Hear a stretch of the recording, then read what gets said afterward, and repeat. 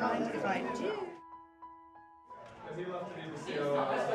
You in relation to the Chicago Stearns God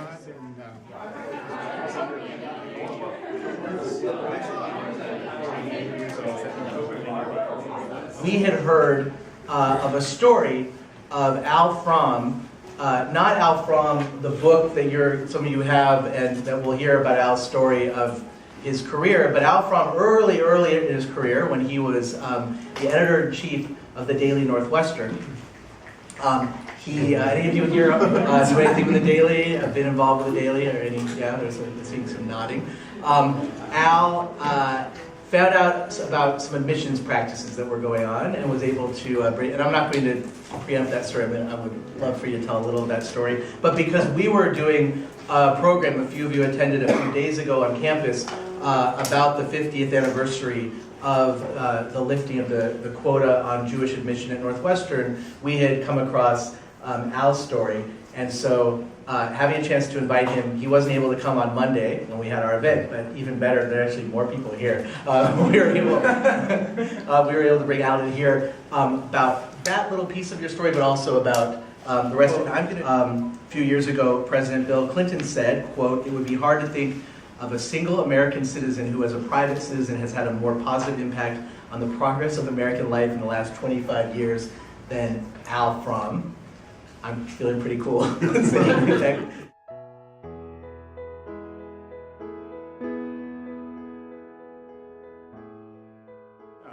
When I was at Northwestern, most of my life was really centered on the Daily Northwestern. I started as a freshman.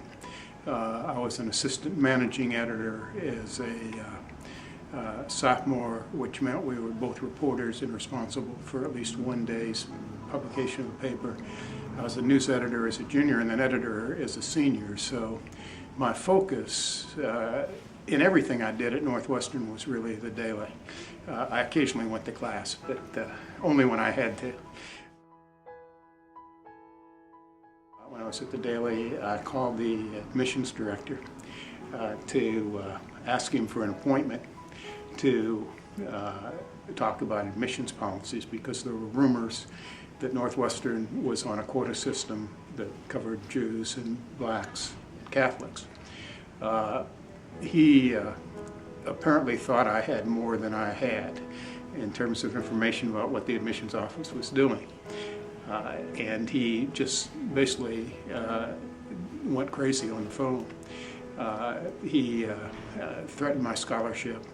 He made remarks that I at least interpreted as being anti-Semitic about my father. So I immediately signaled for everybody in the office to pick up a phone so they could listen to this tirade. The university started an investigation. Years later, I saw Lester Crown and he said that one of the first things he had to do was, when he was on the board of trustees, was to deal with this issue. I had no idea that we were both involved in that. Eventually, after the B'nai B'rith Anti-Defamation League and others got involved, they basically proved that Northwestern had a quota system from I think the late 40s through 1964. And C. William Riley, the director of admissions, was moved to another position.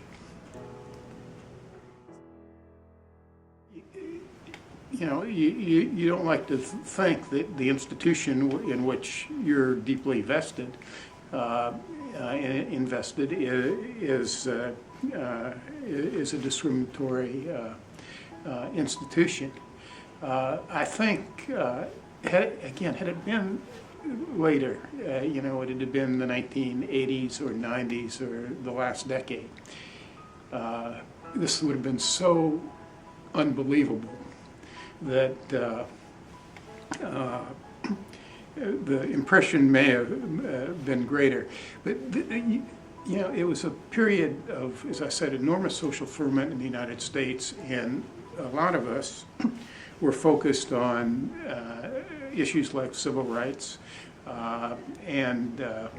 So I guess in terms of my personal being, other than the remarks that the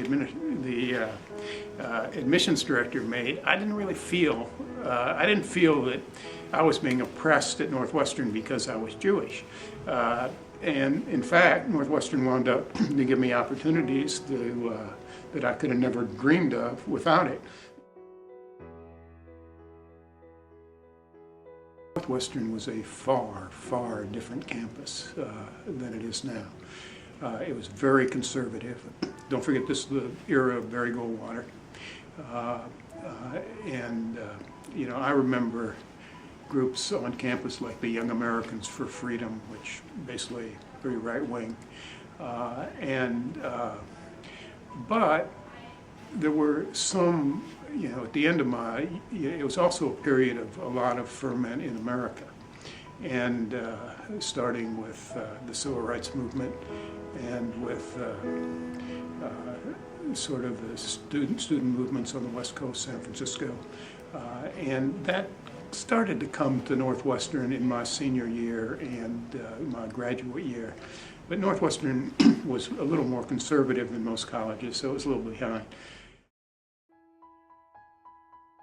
I'm now on the board of advisors at Medill, and Medill is basically, I mean, it's so diverse. 50% non-white kids in Medill, I think, is the last number.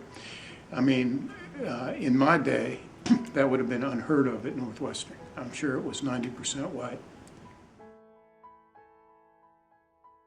Absolutely. First of all, you know, the 1960s, and when I was at Northwestern, just a volatile social atmosphere in the country. And, you know, people weren't as involved in, or at least people like me weren't as involved in religion as we later became. But the values of social justice, which is so at the heart of Judaism. I mean, I think the values of service, of tzedakah. I believe, the core of my philosophy is that there's a basic bargain in America, and that is that our country has an obligation to its citizens to make sure they have the opportunity to rise as far as their talents will allow. But that citizens have two obligations to the people, to the country. One is to take advantage of the opportunities the country gives them. But secondly, to give something back to the Commonwealth. We've been members of a synagogue in Washington for 45 years or so. Traveled Israel a lot.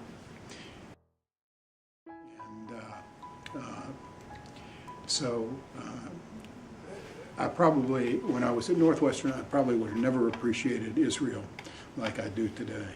I mean, Israel is a land, obviously a land of miracles. The biblical miracles that we all know about, and the modern miracle of building this incredible country, and an incredible economy out of that desert. So I'm sure, and my belief is that my Jewish upbringing had a lot to do with it. The deal is keeping the Jewish flame burning, and that's what Hillel can help you do.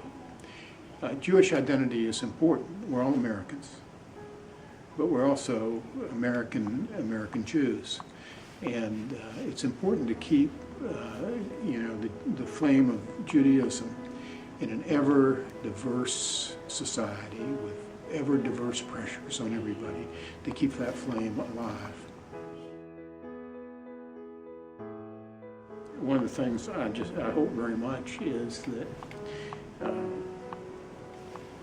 in your religious life, you continue to build the next generation of Judaism. I'm proud that my daughter, my younger daughter, who is older than you all, but has gotten deeply involved in the Jewish social justice world in New York. And I mean, Jewish values are the kind of values that will make this a better world. And so I hope you have a chance to further those values in your years ahead. When I grew up in the Jewish ghetto of South Bend after World War II, and I mean, we had virtually no non-Jewish friends because, you know, after the Holocaust, Jewish families who lost relatives in the Holocaust looked inward, not outward. And, you know, I never would have dreamed of being able to do any of the things that I wound up being able to do. I wouldn't have been able to do them if I hadn't come here. But to me, the most important thing for young people is don't just get discouraged, be optimistic and think big. You all are going to have the ability to define your own world and to change it, but you just got to take advantage of that. The challenge, I think, for you all, you're going to be leaders of your communities and eventual leaders of this country. You got to think big, and then, you know, think about where you want to go and what you want to do, and then figure out how to do it. Don't let the first difficult step block you. Go Cats!